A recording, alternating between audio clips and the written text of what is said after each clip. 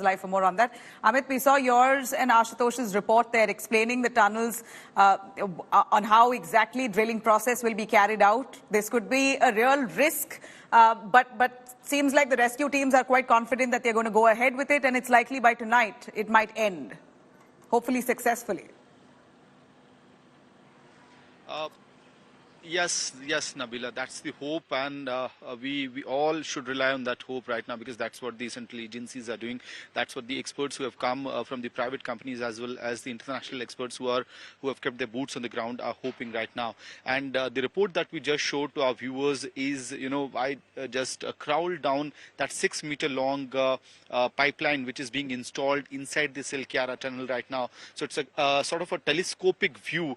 If you look at, there's a 900 dia pipeline up to 22 meters which was already installed. After that, because of the derailments which came in the route of drilling, it was decided that 800 dia pipelines are being installed, and eventually if there are further hurdles, 700 dia pipelines will be installed further. So just remember, telescopes entire shape, that's what this rescue tunnel will look like.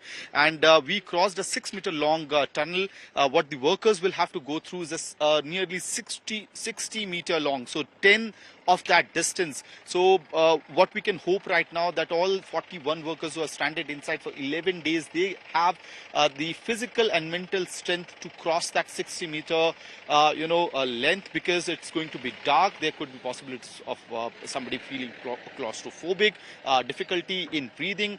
They have been inside without solid food for nearly 9 days. So there could be a sense of lack of strength as well.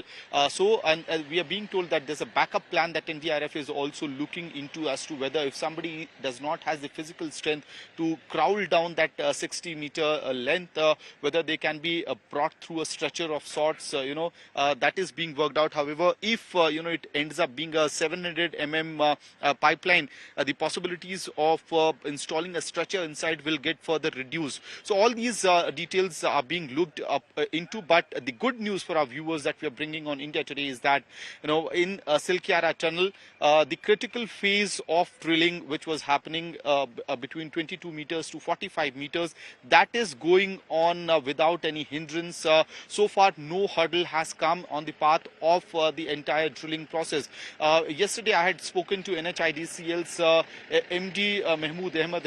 He had told me that there's a possibility of a higher pressure of debris, as well as big boulders coming on the path of the drilling, as they are doing horizontal drilling in Silkyara tunnel from the Silkyara end. And there were fears that there could be heavy machineries on the path as well. But so far, the agencies have not faced any major hurdle, and that is why the entire drilling process, Nabila, is going unhindered.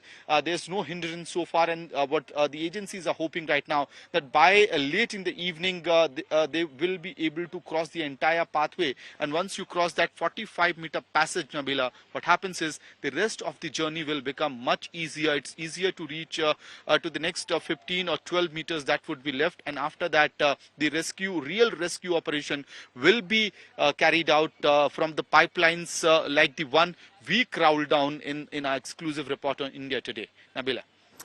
Amit, thanks very much for joining us on that. In fact, the Uttarkashi tunnel rescue operation that enters now day 11, 41 laborers are still stuck inside the tunnel.